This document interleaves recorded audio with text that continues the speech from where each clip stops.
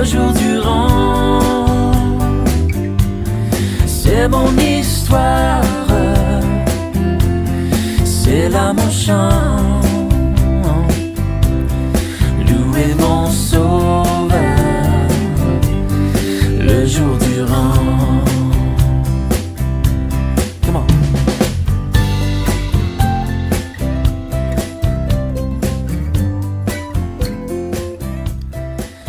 Bonjour et bienvenue à cette 21e vidéo dans la série C'est mon histoire.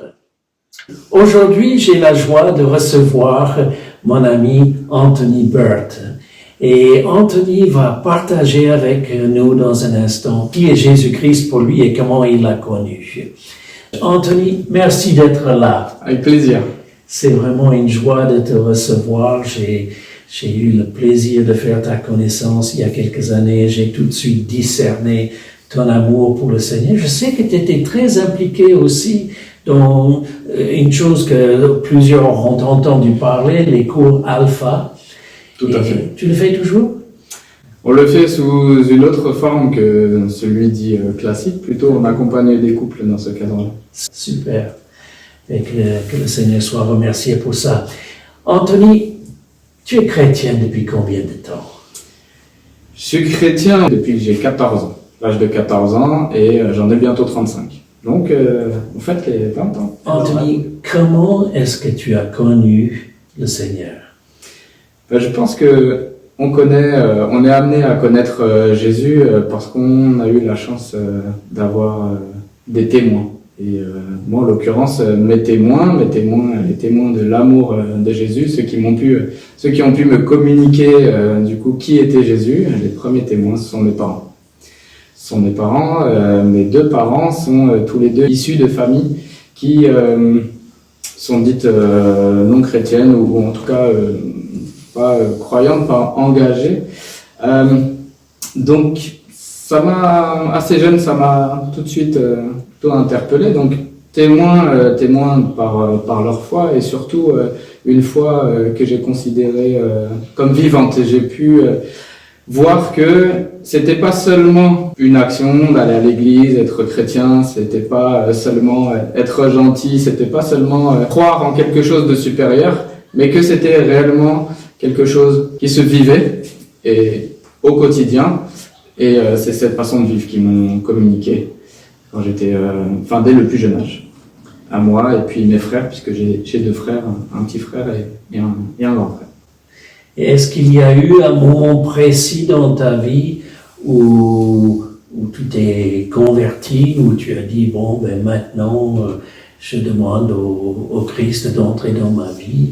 Tu peux nous raconter ça un peu? Il y a eu pour moi deux étapes, comme un peu deux conversions, comme deux paliers en fait. Le premier palier, je me suis fait baptiser assez jeune, à l'âge de 14 ans. J'ai effectivement été convaincu assez vite que Jésus pouvait être pour moi un appui, pouvait être pour moi un rocher et était effectivement le sauveur, celui qui est venu sur terre pour mourir et être ressuscité et puis sauvé de nos péchés. J'étais tout de suite assez convaincu de cette notion.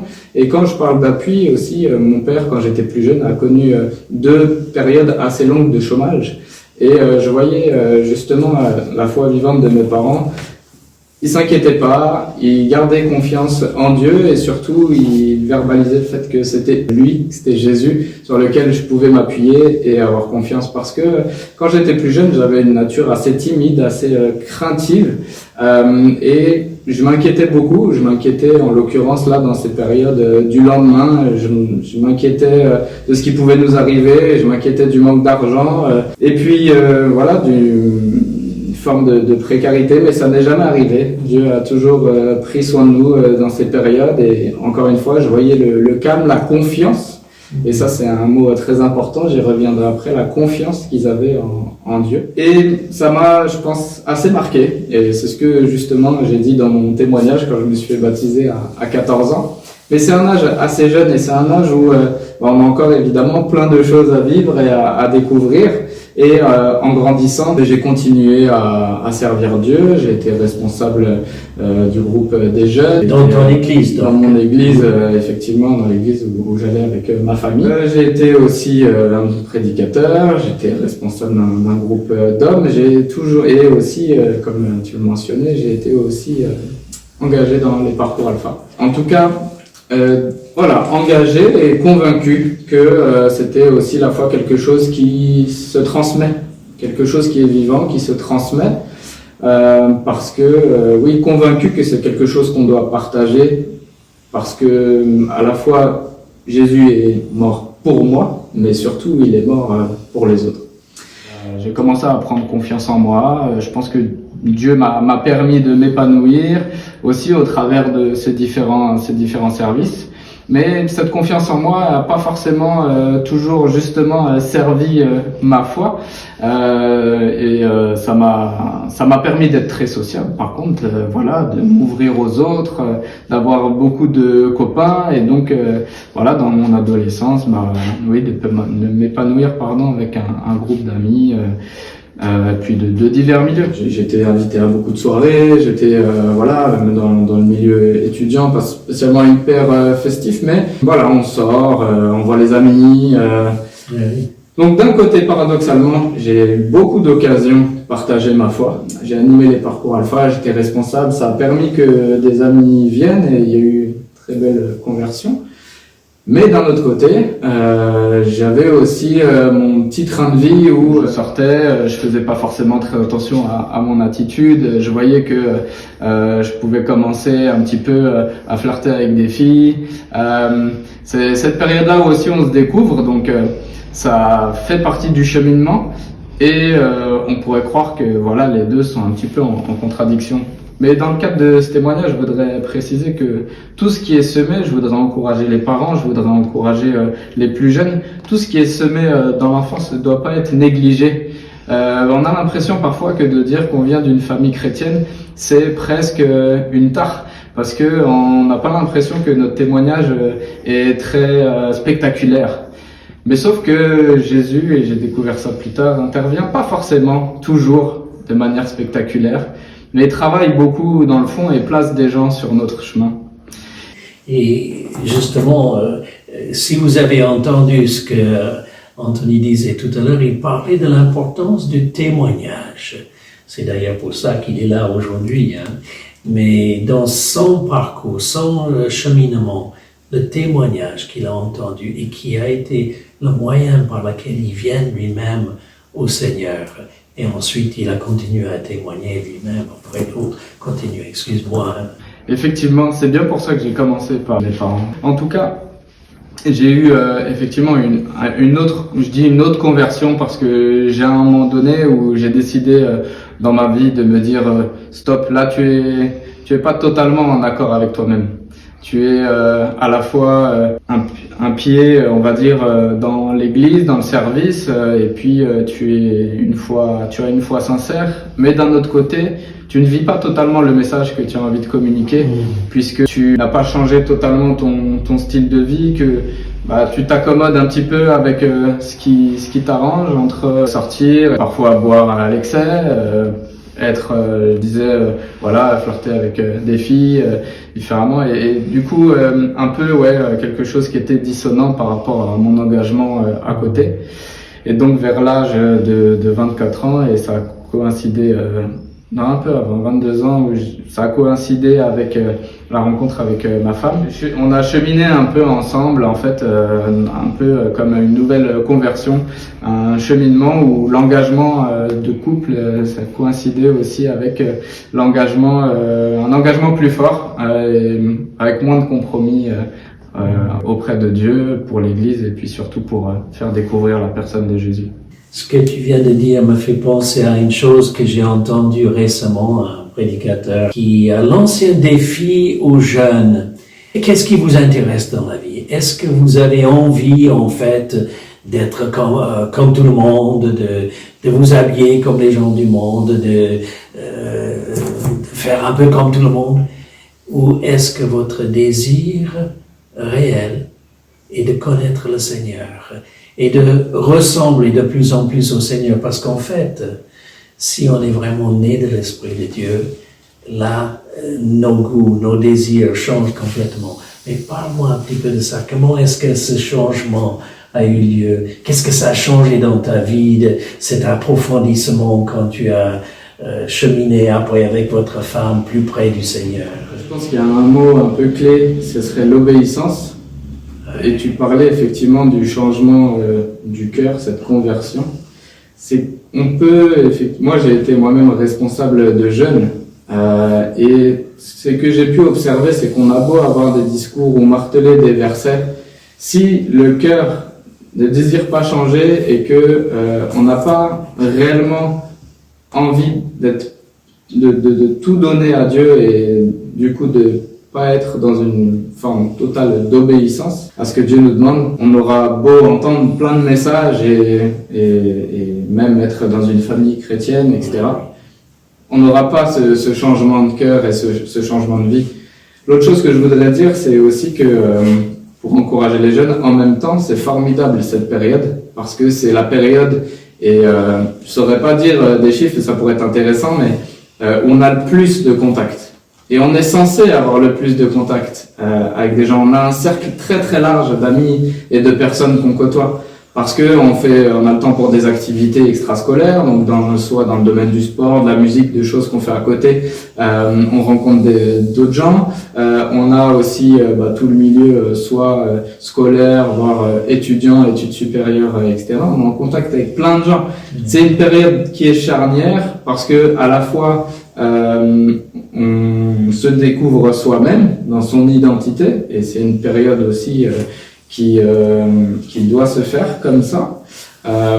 Et en même temps, on sait que voilà, on est appelé à être des témoins. Mais j'ai envie de dire, Jésus, c'est tout ça. Et qu'il peut vraiment être votre appui. Et j'invite vraiment, et j'encourage vraiment les jeunes s'ils regardent. Alors vous considérez comme jeune à partir de l'âge que vous voulez. Mais du coup, vous pouvez vraiment, mais je parle réellement de la période collège, lycée, études supérieures, vraiment, c'est possible en fait. C'est possible d'être à la fois chrétien et en même temps sociable et engagé. Simplement, c'est vrai, et c'est vrai, c'est bien de le dire, et je pense que c'est bien de l'entendre, que ça nécessite de fortes convictions, et que c'est pas évident à cet âge-là d'être pleinement ancré dans les convictions à 100% parce qu'on découvre soi-même des choses. N'ayez pas peur de cette période, n'ayez pas peur de cette transition, de ce cheminement, parce que Jésus connaît, et faites-lui confiance. Et je vous partagerai un verset justement moi qui m'a accompagné juste après, parce que c'est déterminant. Donnez-lui tout. Oui, ça m'intéresse beaucoup de savoir quels sont les passages bibliques qui te touchent particulièrement. Mais d'abord, juste une parenthèse, si je peux. Tout ce qu'Anthony a dit pour les jeunes, pour vous qui êtes moins jeunes, prenez la parole d'un vieux grand-père et je peux vous dire que la même chose est vraie. On est au Seigneur ou on n'est pas. Et si on est au Seigneur, il doit avoir la première place dans notre vie. C'est pas le tout de chanter des beaux cantiques à l'église, entre tes mains, j'abandonne tout ce que j'appelle le mien et tout ça. Si c'est pas une réalité vécue dans notre vie de tous les jours, le Seigneur d'abord, le reste après. Bon, parle-moi de la Bible. Quels sont tes passages préférés? Je rebondis très rapidement sur ce que tu as dit. Effectivement, juste pour clore ça, c'est que c'est un choix de tous les jours, en fait, d'être chrétien. Ah. C'est effectivement, on parlait de temps un peu clés, de conversion. Moi, j'ai parlé de 2 temps clés. Peut-être qu'il y en a plus, et c'est pas grave parce que ce qui compte, c'est effectivement le cheminement et les choix qu'on fait tous les jours. Et effectivement, plus je brandis et plus je vieillis, et puis plus je me rends compte de ça, que de toute façon, quel que soit l'âge, on est challengé sur plein d'aspects différents dans nos vies et des choix, on doit en faire tout le temps. Donc la confiance en Dieu, c'est de toute façon effectivement primordial. Je suis d'accord avec toi à 100%. Oui, c'est un défi quotidien, mais quand on le relève, plus on marche avec le Seigneur, plus on connaît le Seigneur, plus on découvre qu'il est formidable. Il est un maître merveilleux. et il ne déçoit jamais. Mais tes passages. Donc, mon passage préféré, dans le sens celui vers lequel je me tourne souvent, parce que voilà, il me touche, il me parle particulièrement, c'est dans Proverbes, le livre des Proverbes, Proverbes chapitre 3, versets 5 et 6. Et ce verset, il dit de ne pas se fier à sa propre intelligence, mais de tout confier à Dieu. Confie-toi en l'Éternel de tout ton cœur, et ne t'appuie pas sur ta sagesse. Reconnais-le dans toutes tes voies, et il aplanira tes sentiers. Et effectivement, c'est à la fois on pourrait se dire, mais en fait, Dieu nous demande de déconnecter notre cerveau et juste de le suivre. Ce qu'il demande Dieu, c'est de dire Jésus est la solution. Jésus est la solution et tu es limité humainement, je t'ai créé, tu es une créature merveilleuse, mais tu restes limité et que Jésus est celui en qui tu peux et voire tu dois te confier. Et c'est un encouragement parce que du coup, voilà, placer ce verset qui dit place toute ta confiance dans le Seigneur, c'est cet encouragement à, effectivement, comme j'en parlais au cours de mon témoignage, de tous les jours dire Jésus, je sais que quoi qu'il arrive, c'est toi la solution et c'est vers toi que je veux me tourner. Est-ce que je te prends un peu au dépourvu, je t'ai pas prévenu que j'allais te demander ça, mais c'est tellement intéressant ce que tu nous dis que j'ai envie de te demander, est-ce que tu peux penser à un ou deux exemples dans ton quotidien où tu trouves l'appui du Seigneur? Je dirais comme ça, ce qui me vient de deux aspects. Il y a déjà le fait que on ait des penchants humains, mais je pense par exemple aux enfants, où là je me confie beaucoup à Dieu parce que finalement il y a déjà d'une part beaucoup de choses qu'on ne peut pas contrôler et qu'en se disant Jésus je te fais confiance, c'est de dire je sais que Jésus c'est toi qui peut guider leur cœur, c'est toi qui voilà dès le plus jeune âge qui les accompagne, c'est toi qui les protège. Et en même temps, j'ai envie que Jésus m'aide à être justement le meilleur témoin possible pour mes enfants.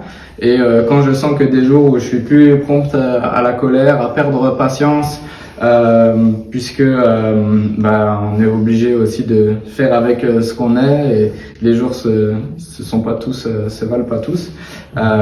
J'ai besoin de me confier en Dieu et de me dire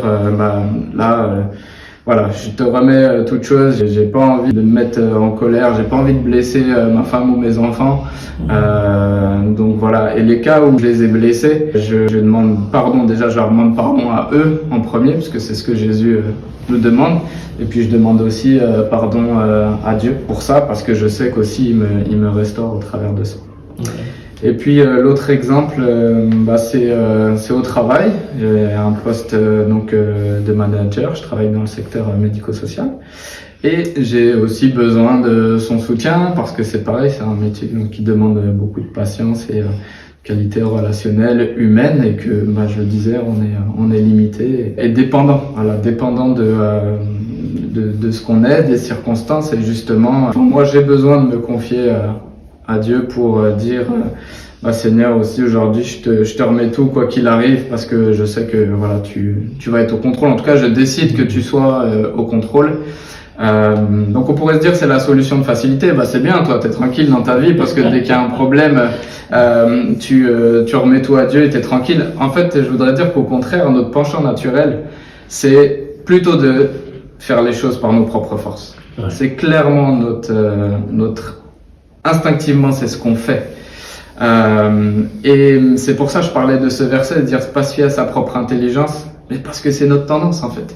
C'est clairement ce qu'on fait naturellement. C'est nos propres forces, c'est nous, c'est l'orgueil, c'est notre ego, c'est je peux gérer, c'est ça qui nous vient en premier. C'est pas de faire confiance à Dieu. Ouais. C'est pour ça que Dieu le dit autant dans sa parole. Tout à fait. Alors là, tu as touché il y a un instant à quelque chose qui me paraît très important. Tu as dit que lorsque tu te rends compte que c'est pas tout à fait ça, tu demandes pardon aux autres, mais ensuite au Seigneur. ça m'emmène à la notion de repentance.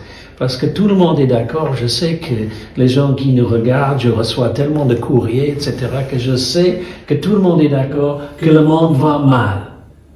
Simplement, là, il y a un mot très important, cette notion de repentance.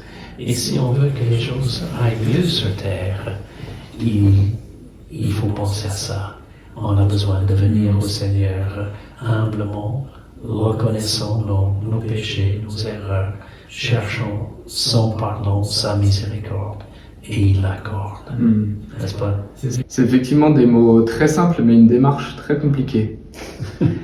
Parce que dire pardon, c'est un mot. Ben oui. Mais c'est notre vieille nature qui le rend compliqué. Mais tu parles de repentance, et effectivement, cette notion de péché, elle n'est pas simple à comprendre. Parce que du coup, comment on pourrait considérer qu'il y a quelque chose de mauvais en nous? Oui. C'est pas évident à concevoir et se dire que parfois ça prime. Et en même temps, c'est bien pour ça que Jésus a dû s'offrir en sacrifice. Absolument. Mais je voudrais, c'est important. Je voudrais dire que au niveau de ça, on peut aussi demander à Jésus de dire, mais Jésus, c'est quoi mes péchés? Et Dieu nous convainc de ça. C'est ça qui est extraordinaire, c'est que même à ce niveau-là, il peut nous aider. Et il va pas, et c'est ça, on peut penser que c'est douloureux, mais c'est quelque chose, Dieu nous connaît, il va utiliser la façon la plus adaptée pour le faire et nous convaincre de changer. Ce qui est plus difficile, c'est le premier pas est de dire, j'ai besoin de Dieu. Et dire que j'ai péché, c'est dire, j'ai besoin de Dieu. Ouais. Donc les deux sont indissociables. Donc ouais. c'est pour ça que c'est difficile comme pas. Et Ouais. c'est bien là ce dont on parle. Ouais. Tout à fait. Et des fois, les chrétiens aussi ont tendance de vouloir faire le travail à la place du Seigneur, vouloir convaincre le voisin qu'il est pécheur, etc., alors que il s'agit de prier pour lui et de laisser le Saint-Esprit parler dans son cœur et lui apporter la notion de péché et le besoin de se repentir, de se tourner vers le Seigneur. Mais il le fait. Dieu nous a effectivement demandé, non pas que les gens se convertissent, mais Dieu nous a demandé de l'aimer en premier commandement, plus important, et puis Dieu nous a demandé d'aimer les autres. D'aimer les autres. Et c'est très clair en fait. Et quand l'occasion nous est donnée de parler de lui aussi, aller par tout le monde, prêcher l'évangile à toute la création, c'est aussi notre mandat et nous essayons de le faire. Voilà. Anthony, merci infiniment. Merci à vous. D'avoir été là, d'avoir partagé cela avec nous. Est-ce qu'on peut prier ensemble avant de terminer? Bien sûr, avec plaisir. Oui. Seigneur notre Dieu, nous te disons merci pour ces moments passés ensemble. Merci pour ce que tu as fait dans la vie d'Anthony et pour ce que tu vas faire aussi dans la vie de tous ceux qui écoutent son témoignage. Père, nous te demandons vraiment de toucher les esprits, les cœurs, les âmes, d'attirer les gens à toi-même et d'être honorés à travers ce travail. Tout cela, Père, nous le demandons au nom de ton Fils, Jésus, notre Sauveur. Amen. Amen. Amen. Tu es l'amour de mon âme, celui qui combat pour moi. Ton amour comme un lion affamé a bravé l'enfer pour sauver, blessé pour l'ampleur de mon péché, brisé pour mon iniquité. Le châtiment qui me donne la paix, sur ton innocence est tombé. Tu m'as rendu inestimable en rendant ton dernier soupir à la croix. Tu m'as irréprochable, triomphant de la mort qui pesait sur moi. Tu m'as rendu inestimable, me montrant la valeur que j'avais pour toi.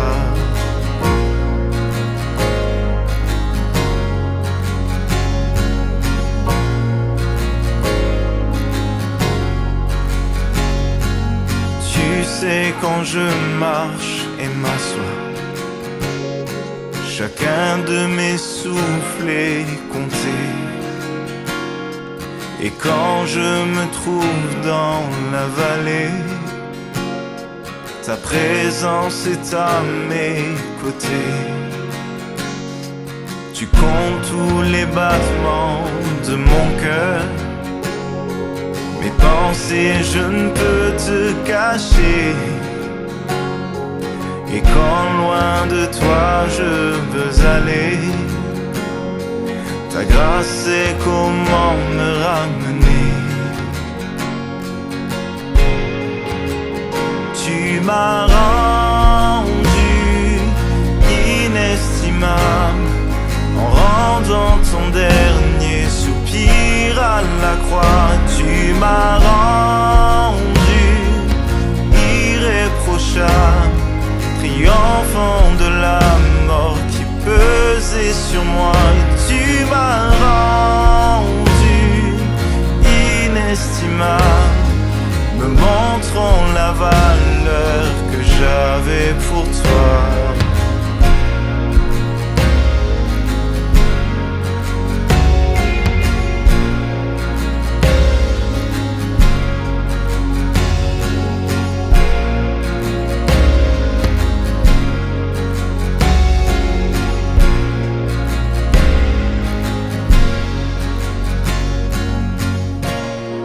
Tu as montré la valeur que j'avais pour ton cœur en payant pour mes erreurs.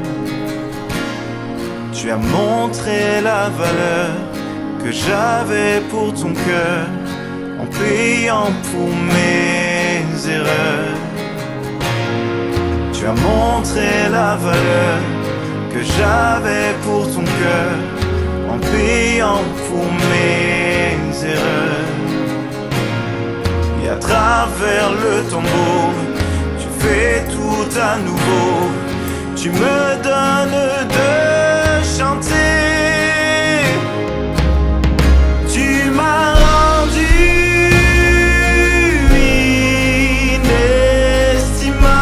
inestimable. Tu m'as rendu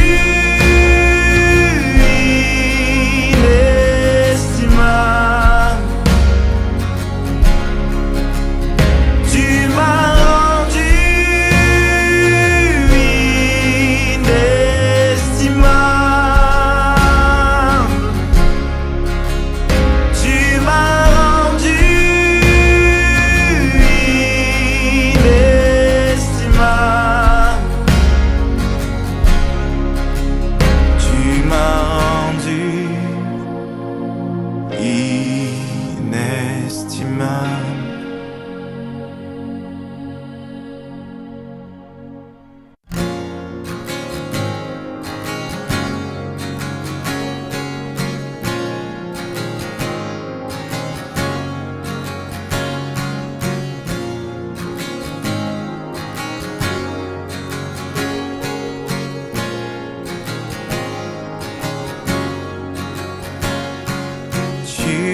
l'amour de mon âme, celui qui combat pour moi.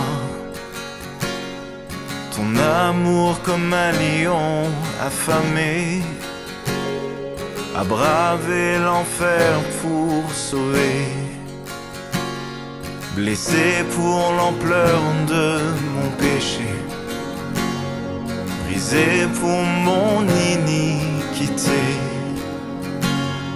Le châtiment qui me donne la paix, sur ton innocence.